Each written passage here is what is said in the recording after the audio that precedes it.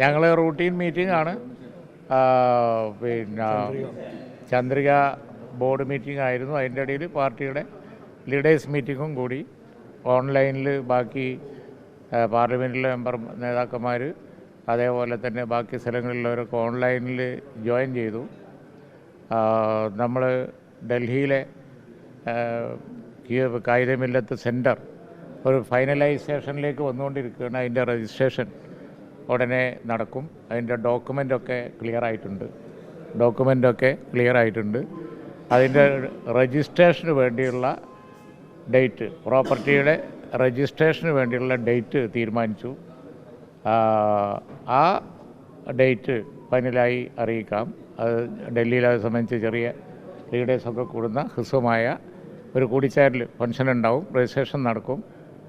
പിന്നീട് അതിൻ്റെ ഒരു സോഫ്റ്റ് ലോഞ്ചിങ്ങും ബാക്കി കാര്യങ്ങൾ ഒക്കെ ഉണ്ടാവും. പൂർണ്ണമായ ബ്യൂട്ടിഫിക്കേഷൻ കഴിഞ്ഞിട്ട് അതിൻ്റെ ഉദ്ഘാടനം ഉണ്ടാവും. ഇതാണ് പ്രമുഖ ആർക്കിടെക്റ്റ് ടോണിയെ അതിൻ്റെ ബ്യൂട്ടിഫിക്കേഷന് വേണ്ടി ചുമതലപ്പെടുത്തിയിട്ടുണ്ട്. അപ്പോൾ അതൊരു ശുഭവാർത്തയാണ്. ഡൽഹി കൈതമില്ലത്ത് സെൻറ്റർ ഡൽഹിയിൽ യാഥാർത്ഥ്യമാകാൻ പോകുന്നു. അതിൻ്റെ ഡോക്യുമെൻ്റൊക്കെ ക്ലിയറായി എന്നുള്ളത് ഇന്ന് പാർട്ടി ലീഡേഴ്സ് വിലയിരുത്തി. അതാണ് ഒന്നാമത്തെ വാർത്ത. നല്ല ശുഭവാർത്തയാണ്. അപ്പോൾ അതുകൊണ്ട് അത് നിങ്ങൾ കൊടുക്കണം എന്ന് അപേക്ഷിക്കുകയാണ്. ശുഭവാർത്ത കൊടുക്കണമെങ്കിൽ പിശുക്ക് ഉണ്ടാവും എന്നറിയാം. എന്നാലും പറയാനുള്ളൂ. അല്ല, 3 സീറ്റ് വിഷയത്തിലും ലീഗിനൊരു ശുഭവാർത്ത. പാർട്ടി ലീഡേഴ്സിൻ്റെ മീറ്റിങ്ങിൽ സീറ്റിൻ്റെ കാര്യം കൂടി ഞങ്ങൾ ചർച്ച ചെയ്തു. അപ്പോൾ അത് നാളെ ബഡ്ജറ്റ് ഉണ്ടല്ലോ. നാളെ ബഡ്ജറ്റ് കഴിഞ്ഞതിന് ശേഷം ഇതിൻ്റെ ചർച്ച തുടരും. അതല്ലാതെ അതിനെ സംബന്ധിച്ച് കൂടുതലായി പത്രക്കാരുമായിട്ട് ഷെയർ ചെയ്യാൻ യാതൊന്നുമില്ല. പറയാനുള്ളതൊക്കെ ഇതിനകം തന്നെ പറഞ്ഞിട്ടുണ്ട്. ഈ രാമക്ഷേത്ര വിഷയവുമായി ബന്ധപ്പെട്ട് തങ്ങളുടെ ഒരു പ്രസ്താവന വന്നിട്ടുണ്ടായിരുന്നു, മതേതരത്വത്തിൻ്റെ ഭാഗമായിരുന്നു. അങ്ങനെയൊന്നുമല്ല. നിങ്ങളത് ദുർവ്യാഖ്യാനം ചെയ്യേണ്ട കാര്യമില്ല. തങ്ങളെ പ്രസ്താവന പൂർണ്ണമായി ഞാൻ കേട്ടു. അതുപോലെ തന്നെ തങ്ങൾ അത് വളരെ സവിസ്തരം നടത്തിയ ഒരു പ്രതിപാദനമാണ്, പ്രസ്താവനയാണ്. അതിലെന്താണെന്ന് വെച്ച് കഴിഞ്ഞിട്ടുണ്ടെങ്കിൽ BJP ഈ സംഘപരിവാർ ശക്തികൾ, വർഗീയവാദികളൊക്കെ ഇത്തരം വിഷയങ്ങൾ കൊണ്ടുവന്നിട്ട് ഇന്ത്യയിലെ പ്രമുഖ ന്യൂനപക്ഷമായ മുസ്ലിം കമ്മ്യൂണിറ്റിക്ക് കൂടുതൽ അവരെ പ്രതിരോധത്തിലാക്കാനും അവർക്ക് ബുദ്ധിമുട്ടുണ്ടാക്കാനും ഉള്ള പരിപാടികളാണ് എന്നുള്ളത് തിരിച്ചറിഞ്ഞ് വിവേകപൂർവം ഉള്ള ഒരു സ്റ്റാൻഡ് ഈ വിഷയം വന്നപ്പോഴും അത് കത്തിക്കാൻ നോക്കിയവർ കൂടുതൽ ദോഷം ന്യൂനപക്ഷങ്ങൾക്ക് വരുത്തി വെക്കുകയാണ് ചെയ്തത്.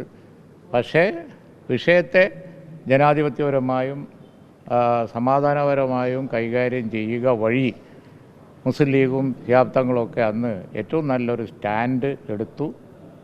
ബാബരി മസ്ജിദ് പ്രശ്നം വന്നപ്പോൾ ആ വിഷയത്തിലൊരു മാതൃക കേരളത്തിൽ നിന്നുണ്ടായി. അക്കാലത്ത് ഒരു മാതൃക കേരളത്തിൽ നിന്നുണ്ടായി. അന്ന് പലരും അതിനെ വിമർശിച്ചു.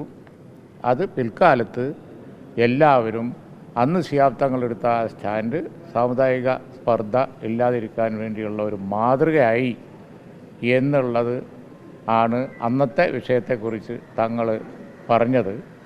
രണ്ടാമത് ഇപ്പോൾ അതേ സ്റ്റാൻഡ് ഞങ്ങൾ ആവർത്തിച്ചു. വീണ്ടും ബാബരി മസ്ജിദ് തകർത്തതിന് ശേഷം അയോധ്യയിൽ പ്രശ്നം ഉണ്ടാക്കിയപ്പോൾ BJP എന്തുദ്ദേശിച്ചോ അതൊരു തെരഞ്ഞെടുപ്പ് ജയിക്കാൻ വേണ്ടിയായിരുന്നു അന്ന്. അതേപോലെ തന്നെ ഇപ്പോഴും ഈ അയോധ്യ വിഷയം രാഷ്ട്രീയവൽക്കരിച്ച് തെരഞ്ഞെടുപ്പിൽ ഉപയോഗിക്കാൻ വേണ്ടി BJP നോക്കുകയാണ്. ആ കെണിയിൽ നമ്മൾ വീഴേണ്ടതില്ല. സാമുദായിക സൗഹൃദം നിലനിർത്തുക എന്ന കാര്യമാണ് നമ്മൾ ചെയ്യേണ്ടത്. ശിഹാബ്ദങ്ങളെടുത്ത മാതൃക അത് നമ്മളും തുടരണം എന്നാണ് തങ്ങൾ പറഞ്ഞതിൻ്റെ സാരം. അത് ദുർവ്യാഖ്യാനം ചെയ്ത് മോശമാക്കി ചിത്രീകരിക്കാൻ ശ്രമിക്കേണ്ട യാതൊരു കാര്യവുമില്ല. അത് സമൂഹത്തിൻ്റെ നന്മക്കും സാമുദായിക സൗഹൃദം നിലനിർത്താനുമായി തങ്ങൾ സവിസ്തരം ചെയ്ത ഒരു പ്രസംഗമാണ്. അതുകൊണ്ട് അതിൽ യാതൊന്നുമില്ല. അതിൻ്റെ അർത്ഥം അത്രയേ ഉള്ളൂ.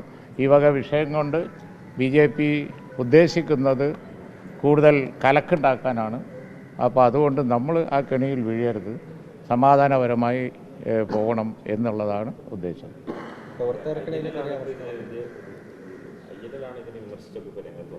അല്ല, വിമർശനം വരുമ്പോൾ അതെന്താണ് അവർ വിമർശിക്കുന്നത് നോക്കിയിട്ട് ഞങ്ങൾ മറുപടി പറഞ്ഞോളാം. ഇപ്പോൾ തങ്ങൾ ചെയ്ത പ്രസ്താവനയാണ് ഞാൻ കേട്ടത്. ആ പ്രസ്താവന സതുദ്ദേശപരമാണ് എന്ന് മാത്രമാണ് ഇപ്പോൾ പറഞ്ഞത്. വിമർശകർക്ക് എന്തും പറയാം. വിമർശകർ പറയുമ്പോൾ അതിന് ഞങ്ങൾ മറുപടി പറഞ്ഞോളാം. അത്രയേ ഉള്ളൂ. അവരെന്താ പറയുന്നത് നോക്കി തക്കതായ മറുപടി ഞങ്ങൾ പറഞ്ഞോളാം. ഓക്കെ.